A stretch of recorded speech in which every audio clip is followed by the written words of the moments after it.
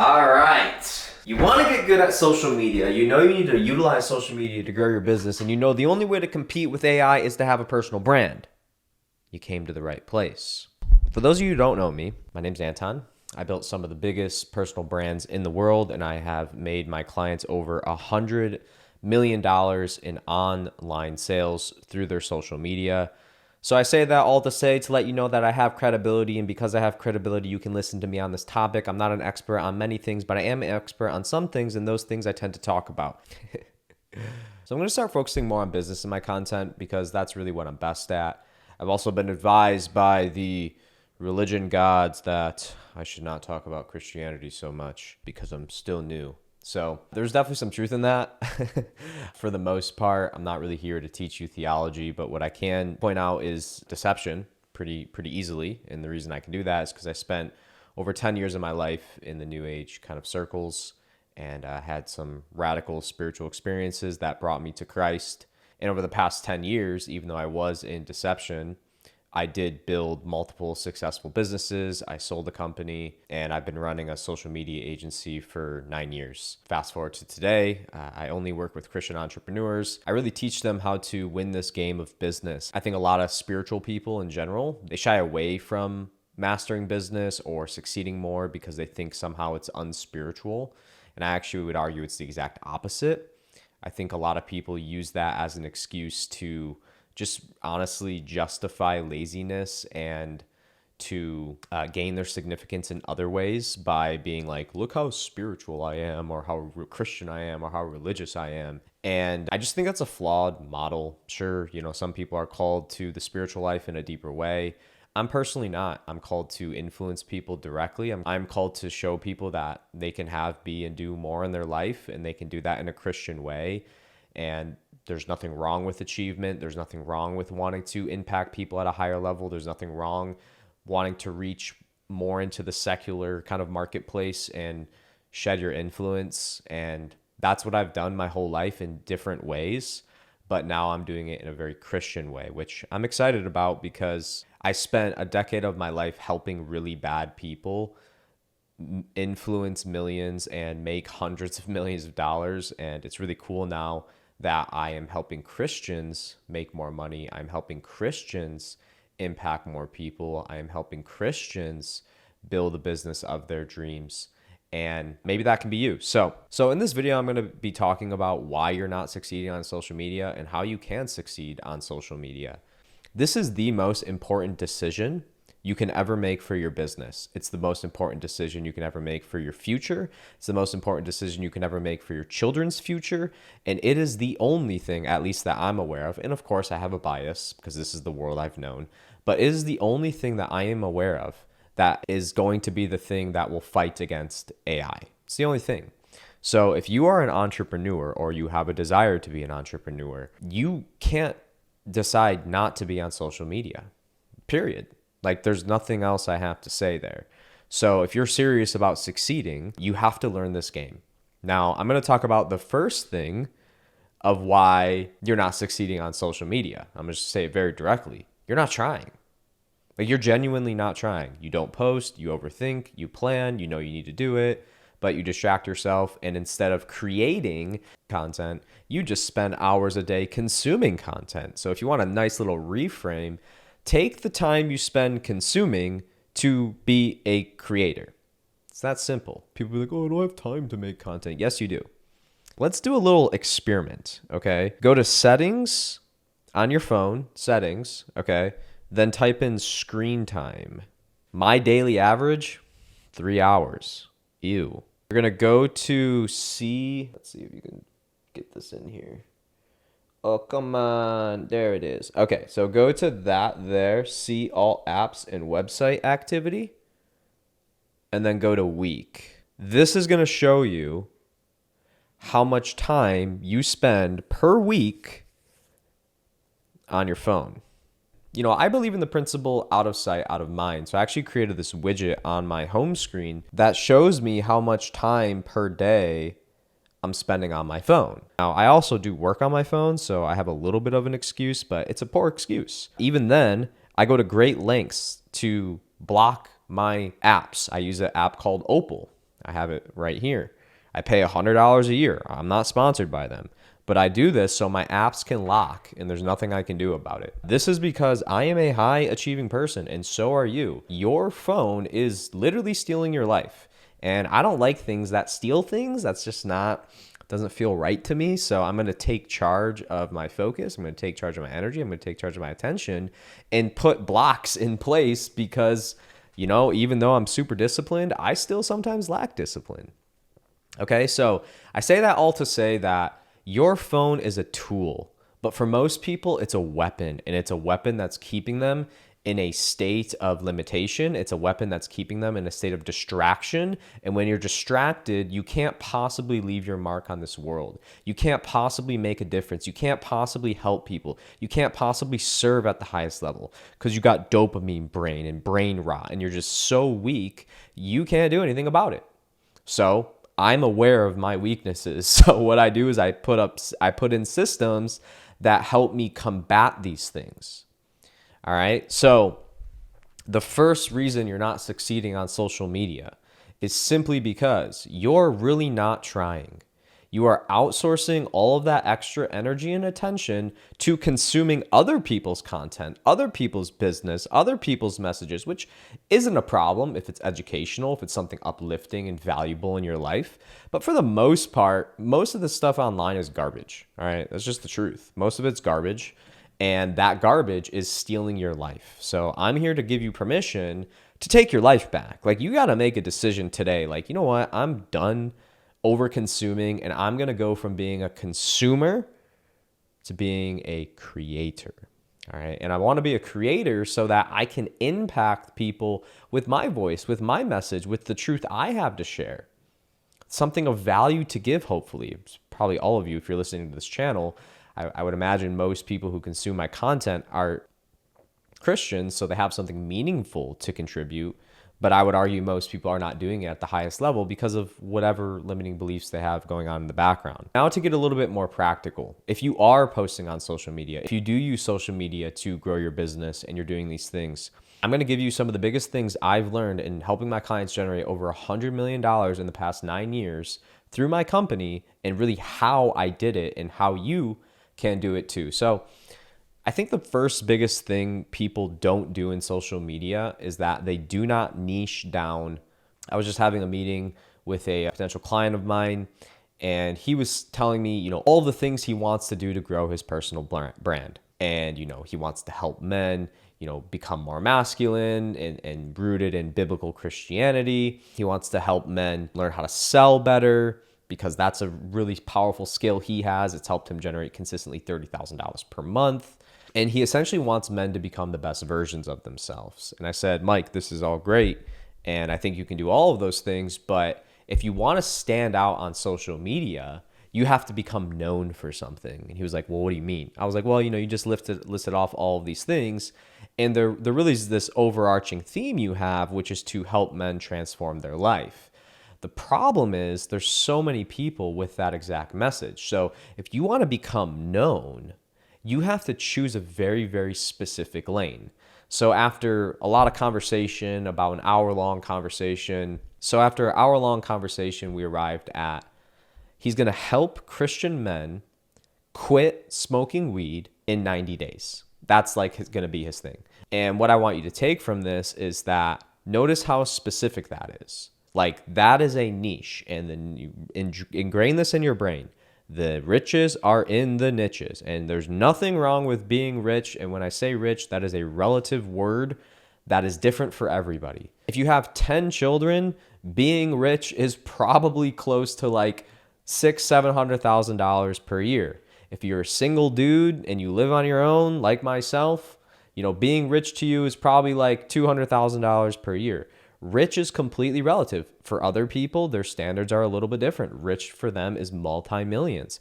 I did that life. I did those things. I realized, honestly, like, all I really need in my life is about $250,000 a year. That is more than enough for me personally. Now, I make more than that, but that is more than enough. And, we live in a world where everyone tells you need to be a multi-millionaire and this and that and this and that. And honestly, I just found that not to be true. Actually, when I was making the most amount of money in my life, I was the most irresponsible. I was just an idiot, honestly. I had multiple cars. I lived above my means in every regard. And there's nothing wrong with those things. But I think as Christians, we have to be a good steward of our resource. And if we are, God will bless it. Because if we can't even handle the little bit in our life, why would he ever give us more? Rich is a relative term, but people don't realize like how genuinely easy it is to make $20,000 per month on social media. Like it is so easy, but if you don't abide by the principles of social media and business, you will not do it. Okay, so for the first thing I really want you to take away from this video so far is like, number one, take the time you're using to be distracted and put it into creating. Number two, you have to decide, what are you going to be known for? And this isn't something you're making up. This is something you've actually done. So like my client, Mike, he quit smoking weed, and he was a Christian. He's always been a Christian, but he just had this sin of smoking weed. He had this really, really big problem, and he did it. And on the back end of that, it transformed his whole life. So it's a passion for him. He wants to help other people break addictions like this, specifically around weed. So what's going to happen is, when you build the content properly and you put content out there, the algorithm is going to start finding people who are Christians that want to quit smoking weed. And a lot of people will be like, well, there's not that many people in my niche. That is a limiting belief. That is not true. The internet gives you the ability to reach every single person on the planet virtually who has an internet connection. So we as people are so small thinking, we only can think of our little ecosystem of like people in our town, or the people in our state. But social media gives you the ability to reach people at scale all day, every day, with very specific things that they want to grow in. So as a business owner, you have to know like, hey, I can reach these people. But if I help people quit smoking weed, and I help them in their business, and I help them in their relationship, and I help them in this and that, it's like, you're not going to stand out, because people will pay money to the person who's a specialist. And this goes into the preface of niching down. Niching down is so powerful because when someone has a niched solution, it demands a higher price point, because it tells your clientele, hey, I am a specialist. This is all I do. Okay, so I'll give you an example. If you had a heart problem, would you just go to a general family doctor? No, you wouldn't. Why? Because you have a very specific problem. So you're going to go to the cardiologist, who's going to cost you more money, but they're going to give you a better solution, versus the family doctor, who probably isn't going to give you the best solution. They're going to be cheap. You're going to be able to do it, but you might not get the solutions you need. And that could be the difference between life or death. Now, I know it's an extreme example, but the same applies in business. It's the same exact principle. If that, like, let's take my client, Mike, for example. If he becomes known as the guy who helps Christian men quit smoking weed so they can, get their life back on track. If I am a Christian man who has a weed smoking problem, am I just going to go to my therapist, like some Christian therapist, to help me with that? Maybe. But if I'm on social media and I'm weighing my options between the person who is a Christian therapist or the person who helps men specifically quit weed in 90 days, who am I going to go to? I'm going to go to the dude who's specific, who has solutions to my specific issues to help me with this specific problem. Now, let me take it a step further. Clyde, stop it. See, all you are like, oh my God, there's a ghost, bro. Like in my last video, you guys are so paranoid. You're like, oh my God, he's a ghost, bro. The door's moving. Ah. It's like, bro, it's my dog. Chill. He knocks on the door. He wants to be by me. Let's see, now he's going to come around this other side because there's a door over here too. And I promise you, it doesn't move by itself. Y'all tripping. Look, there he is. All right, I'll even show you he's here if you don't believe me. Oh, where are we going? Hey, there he is. Hey, Mr. Clyde. He's an old guy. It's actually not my dog. It's my mom's dog, but I watch him every couple weeks. Okay, anyways, some of you might not know what that was all about, but I made a past video. And people thought like there was some like demonic things happening in my background because the door was opening by itself and it was just my dog.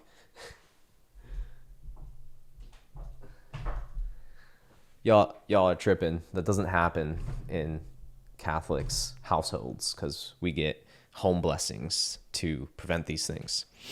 Okay. So, anyways, back to the video.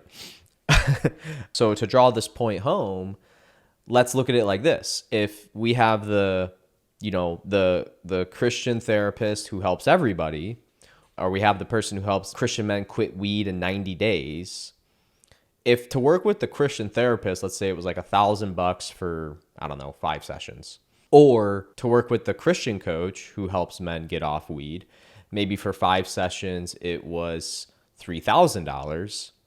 Which person do you think, if you're the person who's struggling smoking weed, are you going to go with?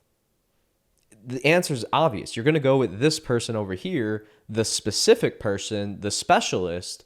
They're going to be more money. Why? Because they know what to do. This is not theory. They are specialized in this one problem. They've done it over and over and over again. This is their expertise. So they demand a higher price point versus this generalist who they might give you some results, but this isn't really their expertise. They're kind of generalized. They help people with all these specific types of problems. But this person over here, they're really focused on this one main problem. So as a consumer, you're going to be okay paying the extra money because in your mind, you also know, okay, it's more, but it's more because it's good.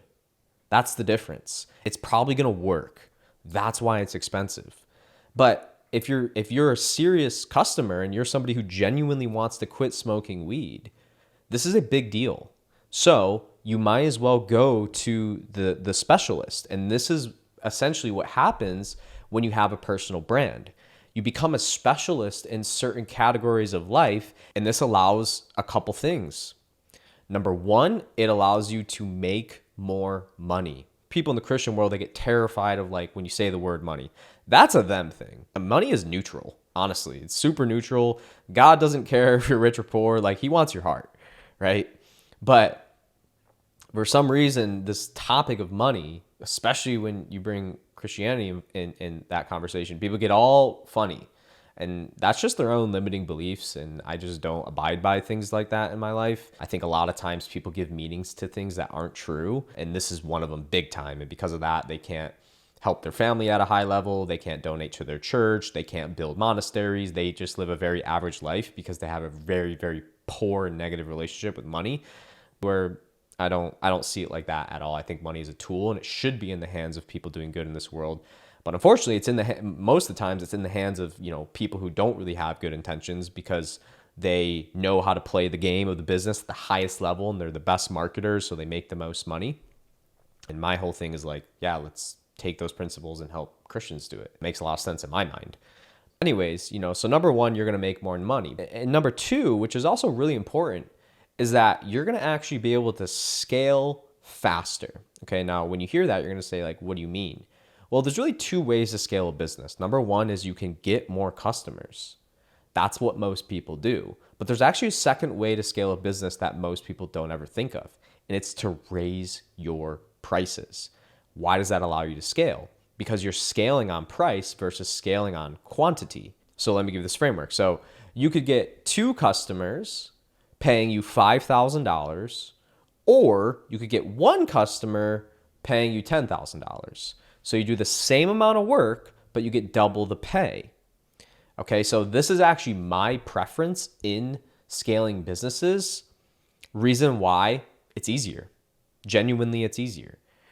You have less internal stress, you have less headaches, but also the client gets a better experience because you're not like rushing to get to the next client or whatever, because you keep your quality really, really high. So you don't have to be worried about getting to the next client because your prices are more. So you can actually give space for you to serve your current clientele at a higher level. This is how I pretty much scale all my businesses. I just really believe in this principle because for me, I run a marketing agency. So when clients find me, 100% of the time, I am more expensive than every other marketer that they've worked with. But here's the story I hear every single time they come to me. It's like, yeah, we got scammed by this marketer, or yeah, we got scammed by this marketer. Sure, Anton, your prices are double, But the reason your prices are double, this is what they think, and it's true, is because you're probably actually good. You actually probably don't just use AI for everything. You actually probably take the time to understand me, my brand, my business, how I'm trying to impact people, and you know what the hell you're doing. And that's the truth. I don't cookie cutter my agency process for anybody. So the same should be for your business. Like if you really want to build a business online, you are going to have to likely, now this isn't necessarily true, but this is the way I like to do it. I like to do higher prices, lower clientele. It's just a way easier way to scale a business. And I think for most entrepreneurs, it's actually the better route. Now, there is a second way, which I wouldn't recommend for most people, but you could also do really cheap prices just at scale. But what happens for most people is they kind of land somewhere in this middle, and that's, no man's land. Like that's not where you want to be. It's like you want to be either super cheap at scale, lots of people, or pretty high with less people, but really good quality, like and scale those two ways. That's really it. Then a lot of people choose the middle, and I just have seen enough businesses and been around doing this for a long enough time where it just does not work. Okay. So moving on to number 3, the reason you are not probably scaling your social media brand is because you are way too focused on mechanism, aka the how of what you do, versus the transformation. Okay, so most people try to focus on selling how they do things. Like they use their social media to try to paint how people are going to get the result they're looking for in terms of the transformation they're offering. But if you look at all of the big marketers in the world, not a single one of them ever focuses on the mechanism of what it is their brand offers. They focus more on the transformation itself. Okay, so I'll give you an example. I know it's probably not a good example in terms of a Christian context, but in terms of a business concept, this is probably one of the best examples I could give. So everybody knows who Andrew Tate is. Again, I'm not approving his messages. I do think he has a couple good things, but I think overall he's pretty intense and not someone I would, overall I don't agree with a lot of stuff, but I do agree with some of his stuff. I mean, frankly, if you can't listen to somebody and hear the good of what they have to say, and like just because they say 20 bad things, it's like, oh my God, this person's so evil. It's like, well, is there underlying things in there that I could take from my own wisdom to learn from? I'll give you another example. I'm not a huge Kamala Harris fan, but recently she did an interview with a podcaster that I listened to. His name's Steven. And I listened to the entire thing. I didn't listen to it because I'm like, and again, I'm going in with a bias. I don't really like Kamala. I think, I just don't really think she was fit to be president, but I wanted to hear her perspective. And I walked away from that interview having the same feelings, but I took a couple things from her, and I was like, oh yeah, that was quite intelligent, the way she said that, the way she, articulated that. That was kind of cool. I kind of seeing her in a different light. So I think, getting off topic there a little bit, but I think Andrew Tate is quite brilliant at marketing. Here's why. Most people don't realize how Andrew Tate makes money. And the reason you don't know about how Andrew Tate makes money is because his brand is 100% focused on transformation. He's never telling you how you're going to transform. And again, his demographic is like men in their early 20s. Okay, but what happens is he gets people to fall in love with his ideologies, his beliefs, and essentially him. He is the product. He's ripped, he gets a lot of girls, he makes a lot of money, all of these things that a lot of young men desire. But what Andrew Tate doesn't do is he never tells you how to make more money. He never really tells you how to get girls. He just kind of says, oh, you need to become the best version of yourself, da-da-da-da. It's super general. But why does he do that? Does Andrew Tate know how to make money online? 100%. But what he does is he gets you to fall in love with the result of what he has, and he positions his product, aka this product called The Real World, that's his product, as the solution. And that's exactly what you need to do. What most people do is they get so caught up in mechanism that they don't communicate to their client the result because they're too focused on mechanism. So for example, let's go back to my example of my client, Mike. So Mike is going to help Christian men quit smoking weed. Okay, so when it comes to his brand, I am not going to have him focus on how to quit smoking weed. That's what most people will do. It's like if you're a fitness coach, the natural, desire is to show people how to get healthy. Let me show you the how, but that's the absolute wrong thing to do. What you actually want to do is you want to show people what happens as a byproduct of getting the result. Okay, because most people, this is just how the human brain works, they will pay more money to get out of pain than into pleasure. So if your brand, in this context of Mike helping Christian men quit smoking weed, if you're, oh my gosh, look, it's the demon again. It's the dog, guys. Chill. If your brand can be positioned as a way to show people what will happen if you don't change and what will happen if you do, but don't be in between. You don't want to get overly fixated on the how. Now, this can be a little bit complicated because this is where marketing plays into the place. Now, the reason you don't want to get too focused on the how is because if your content is all how based, why would anybody ever pay you? They wouldn't. Now, a lot of people would argue, isn't that unethical to not give away things you know for free? No, it's not. And here's why. Our culture, their minds are broken. To quote Andrew Tate, he's right. Their minds are broken. Their minds are broken because they have all of this information, they have all of this input from all of these different sources, and it allows them to essentially get overstimulated, and they do nothing with it. So, if your brand is showing people, let's use Mike for example, how to quit smoking weed as a Christian man, but all of your content is focused exactly how to do this, the person who's on the other side of that phone has no accountability. You have no real way of knowing if this person is genuinely not smoking weed. So, if you know this, your brain starts to work differently in terms of marketing and sales. You start to see, oh wow, if my brand is too mechanism focused, I'm actually not going to serve people at the highest level.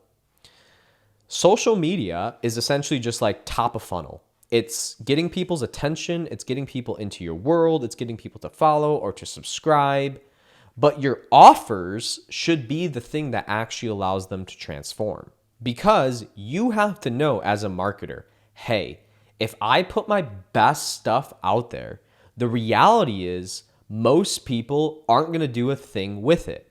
And if they do something with it, they're probably not going to actually succeed because there's nuance in everything. So instead, I'm going to use my brand as a way to get people to want to get out of pain and want to get into pleasure and nothing in between. If they want to do this, I have a product or a service that gives them that solution, but they have to pay me to get it. And some people say, oh my God, it's so unethical. It's like, no, once they pay you, if you don't pay attention. So once they pay you, they're in your world. Now you can influence them in a very, very direct way because they are now accountable to you, your product, your service, etc. So this is my philosophy around it, and it works very, very well. Now, that doesn't mean, again, at times you can't give mechanism away. You can't show people how to do things. I am just cautious to do that because most people, excuse my French, they don't give a crap. They want the result. They don't care how to do it. They just want it to be done. Most people, if they're a Christian man who's struggling to quit smoking weed, they're not going to care what your process is. They're just going to want the result. But most people, they love their product or their service. So they fall in love with talking about what that is, when in reality, most people do not give a crap. They want the result. Can your brand deliver me the result? If the answer is yes, the likeliness of them paying you goes up. If the answer is no, the likeliness of them paying you goes down. So you have to get really, really good at communicating this. And I would argue 99% of people don't know how to do this, which is why they do not know how to build a brand. So if you want my help like this, like I've helped my client Leo go from 15,000 months to consistent $30,000 and $50,000 months in just 90 days inside of his business, I would love to help you. I will say this is for somebody who already has a business, already is making money. If you're already making money and you want to scale your brand, I would love to help you. I'm going to drop a link below. It's going to essentially take you to a page where you can fill out a survey. This gives me input on if you're a good fit. Most people are not a good fit for me, but some people are. And those some people I want to help, and those are some people I can help. I'll also give you Alex Hormozi's new book for free. All you got to do is cover shipping, and that is just my free gift to you. So if that's you and you want to learn how to grow your social media to consistent $20,000 months and beyond, I think scheduling a call would make a lot of sense for you. And if not, just keep enjoying this video, and I'll talk to you soon. Number 3. And this one is going to get increasingly more important over the years, and it is authenticity. Okay, so we live in a world where it's already so fake. Social media made the world super fake. But now with AI, it's making it like fake beyond fake. You don't even know if somebody's video is real. Like, you don't even know if their background's real. You don't even know if like they're in the places they say they are. You don't even know if the sunset they're looking at is real. Okay, but that's just from the visual end. Well, what's happening now because of ChatGPT and these other AIs is that people's content itself is not even them. Like, it's not even their brain. It's a ChatGPT script, and everybody can feel when that is like what you're using as your content. Like, I don't know about you, but I know within seconds if somebody's using a ChatGPT as their script or using ChatGPT to write their captions or their blogs or their emails. Like, any marketer can spot that stuff out in an instant. And for me, as soon as I notice it, I can't engage further because I know at some level this person is not the expert they're pretending to be. If you want to stand out on social media, you have to be authentic. Now, that doesn't mean you don't play the game. Like, you're going to have to play the game of social media, like working on things like hooks and, these different things. But I will say, in a world full of fakeness, authenticity sometimes is the thing that hooks people in because it's like, oh, this is just so real. In a world full of BS, it's so refreshing just to hear realness. So I would actually highly discourage people from using things like ChatGPT and these other things to create scripts and all this other stuff. Now, you can use it as refinement. I do that at times where I will write everything else. I will write everything out with my brain, and I will ask ChatGPT to refine it or run it through a certain filter or do something like that. But if you're getting overly fixated on like letting ChatGPT create your content, create your scripts, create your captions, you won't win. You won't win because everybody will feel your inauthenticity. And it's sad because I see a lot of like early creators who, maybe have a small business doing like 50 grand a year, and they know they need to be on social. And they also realize these AI tools help them save a lot of time, and they don't know how to do copy or, make videos or these things. So they're outsourcing everything to AI. But the problem with doing that is like, yeah, you might be able to post every day, but these posts are not reaching people because people can feel your inauthenticity, whether it's conscious or unconscious. People can feel this stuff. And if they don't trust you, they will never buy from you. The point of a personal brand is to get people's trust. In this world of social media fakeness, if you're not able to grab people's trust because you're using AI filters and AI scripts and AI this and AI that, you're never going to build a business. Like, I'm not anti-AI. I use AI. It's a tool, but that's it. It's a tool. It's not the end all be all. Like, most people are using it for every step of their process versus using it like I use it for like refinement or blind spots or just, other angles, things you're not seeing or missing, or, make it slightly better in this regard or that regard. But don't just blindly outsource to AI. I think it's actually one of the worst things you can do. And again, someone like me and a lot of people, the moment I see somebody using AI in their captions or their emails, their blogs or their video scripts, I just hit the unfollow. I'm like, dude, like, I don't like, if you can't speak to me on your expertise without scripts and this and that, like, I just don't really trust you as an expert. And maybe that's intense, but I just want something real. I don't want to hear what the robot has to say. I want to hear what you have to say. Number 4, the reason you're not succeeding more on social media is because your offer is not irresistible. You do not have something that when people hear about your product or service, they say, wow, I have to have that. Like, this is a must. This is something I need to have. Now, here's the thing. You can actually probably give this to people. You just don't understand the marketing mindset to know how. I'll give you kind of an understanding of this framework.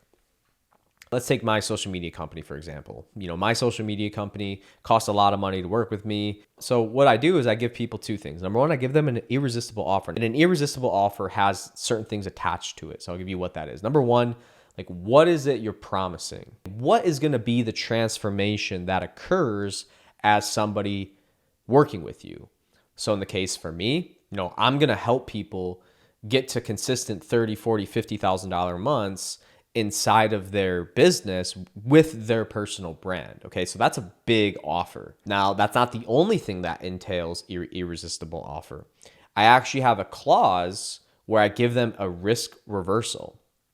So risk reversal is essentially a sales tactic that allows people to not have a risk in moving forward with you. So you actually reverse the risk, you take it off of them and you put it on yourself, and this gives them more confidence to want to move forward with the sale. So in the case of me, I'll tell you my actual risk reversal for my social media company.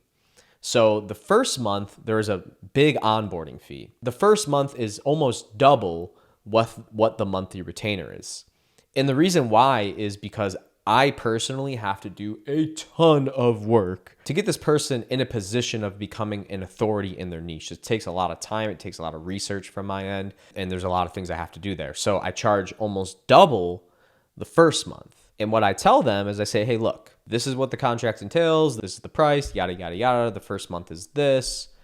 But if you are not 100% satisfied with everything from top to bottom, from the onboarding to the content to the posting to everything in between, if you are not 100% satisfied, I will refund your first month and void the contract. So I'm essentially taking a massive risk because this person could easily be an a-hole and be like, screw you, dude, I'm going to get a month of free services and then I'm off to do my own thing. Like, F you. Now, I've been running my business for 9 years, and this has never once happened. I've never had one person ask for a refund. And the reason why is because I have an irresistible offer. I give people a service they can't live without, which is why my average client stays with me for like 4 to 5 years. That's my LTV. Like, that's really long for an agency. But again, the reason why, going back to some of these first principles, is because I offer a premium price point. So it allows my quality to stay really, really high for the people that I help. So I'm not just outsourcing everything to people who are in the Philippines who don't have real expertise. It's like things are staying, in-house, if you will, between me and a few others who are experts in their field. It's a big, big difference there. So I can be bold like this because I know my product and service is better than anything else I've seen on the market personally. Again, there's a million ways to do a risk reversal. I'll share another one with you that I just helped one of my clients form, who's not in my agency, but a part of my coaching program where I help Christian entrepreneurs scale to consistent 20K months. He's a doctor and he helps people with their health. And essentially his expertise is really like gut health. And long story short, he had no risk reversal. And I said, hey man, if you want to get more sales, number 1, he charges a premium price point because of what I taught him. He raised his prices pretty dramatically. But then I said, number 2, you have to put confidence in your clientele.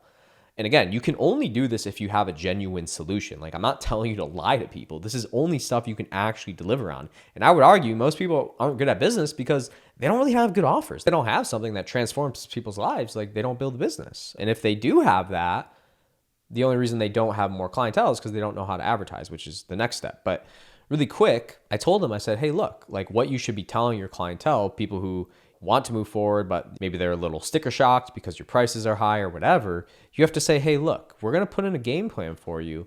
And if 60 days we don't hit your goals and targets that we set up, then I'll give you a full refund. Now, this is contingent on, did you do everything I said? Like, did you actually put the plan in place? And if that's the case and you didn't get the results, then dude, I'll give you your money back. And if you tell that to most people, they're going to be confident enough to be like, you know what? I'm going to do this. I want to do this. So again, that's just a small example of a risk reversal.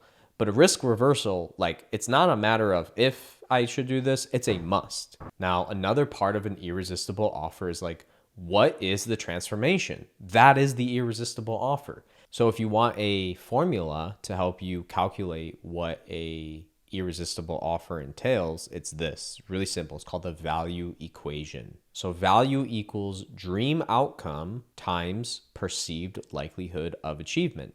So let's take my client Mike, for example. The dream outcome is to help Christian men quit smoking weed. The likeliness of achievement is going to be tied to the risk reversal. So in the perceived likelihood of achievement, how is that calculated? Well, think about it. It's the risk reversal. If you have a risk reversal for somebody, the perceived likelihood of achievement goes up, which means value is higher, which translates to more money. It's more expensive. Now, this isn't the end of the equation. You can make the value go up by doing one more step. Now, that step is the time delay times the effort and the sacrifice it will take to achieve this result. If my client Mike wanted to make his offer stronger, he could do something like this. I help Christian men quit smoking weed in 30 days, take it from 90 to 30, guaranteed, or they don't pay me $1. Now that is an irresistible offer. What does that tell the client? It tells the client, number one, I'm going to quit smoking weed in 30 days or I don't have to pay. That's irresistible. Now, Mike, he has to be really, really good at what he does. Otherwise, he can't make an offer like this. Now, that's a bit intense, but I like to go to extremes to draw points. But you could also say, 90 days. You could also say 60 days. Now you're probably thinking, okay, how can you take this further? Well, remember, there's another part of the equation. So it's time delay times effort and sacrifice. So if your offer, in this case, Mike with helping Christians quit smoking weed, that's a huge sacrifice. I mean, this is an addiction. This is a problem. And it sounds like it's going to take a lot of effort. But Mike could frame this in a way, because of his unique framework, that makes the effort and the sacrifice seem minimal. Because the person's thinking, well, is my lifestyle going to change?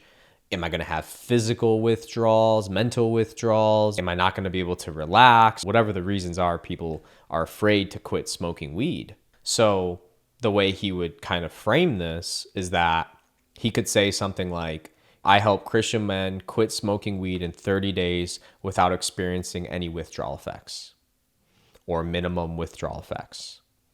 Because now that's speaking to the fear of what the person is going to have before wanting to quit weed.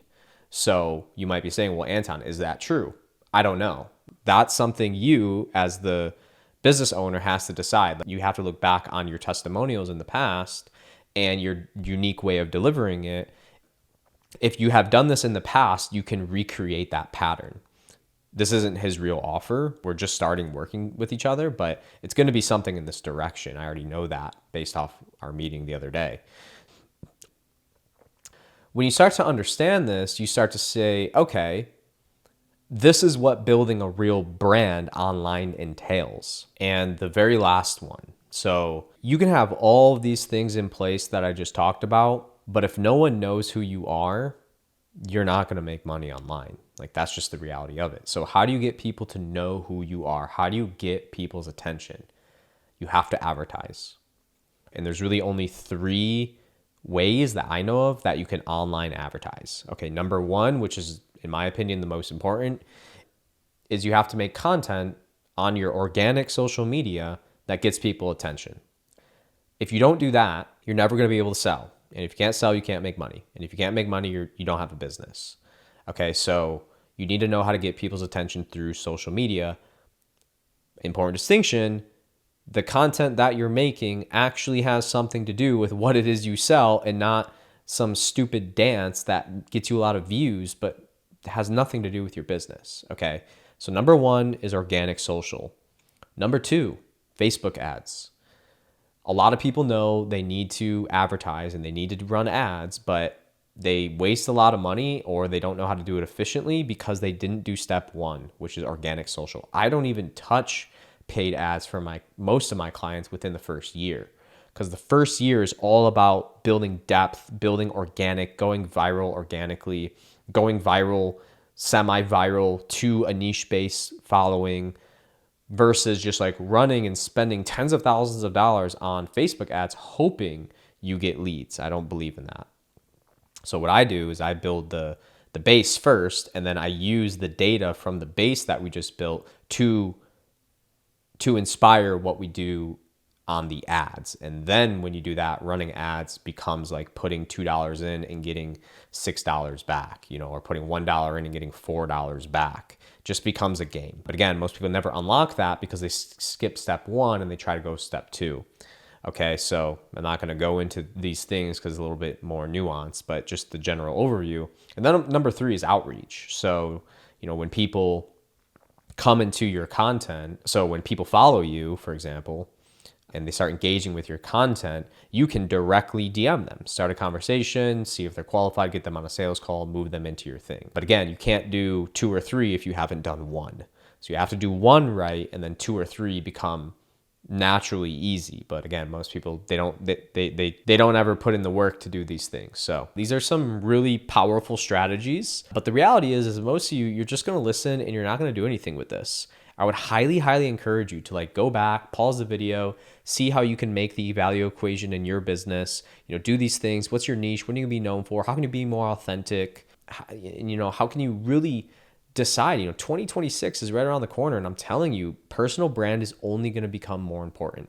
It's only going to become more important. And if you have something to give, if you have something to share, if you have something to contribute, don't let the limiting beliefs around your potential or social media or this or that hold you back from impacting people. I think it's the worst thing you could do. And God did not design us to be selfish and play small. He designed us to be bold and to share our gifts with the world and to share them boldly and to go out there and make it freaking happen. So those frames have changed my life, and it has allowed me as a byproduct to literally spread the gospel to millions of people online indirectly because I stood for truth and I stood for what I believed in. And I also knew the game of social media. So you can't have one without the other, but the first step is going to be, okay, you have to decide, I'm going to do this, and I'm giving you permission to make that decision. And I promise you, it will change your life if you truly commit to it. And if you want my help and you're a Christian entrepreneur and you want to scale to consistent 20K months through your personal brand without being inauthentic and having to be something you're not, feel free to schedule a call with me. I'd love to help you. I can definitely help you. This is not something that is theory for me. I've helped every single person I've been able to work with who actually listens to what I say.